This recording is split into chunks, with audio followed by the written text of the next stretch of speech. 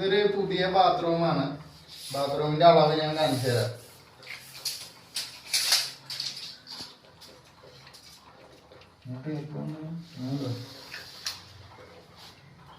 ഈ സൈഡ് വന്നത് 1.26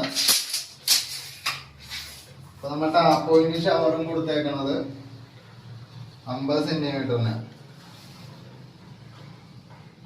2 ടാപ്പാ കൊടുത്തേക്കണം. ഒരു പച്ചവെള്ളം, ചൂടുവെള്ളം, പിന്നെ ഷവർ. പിന്നെ ഈ സൈഡ് വരുമ്പോഴത്തേക്ക്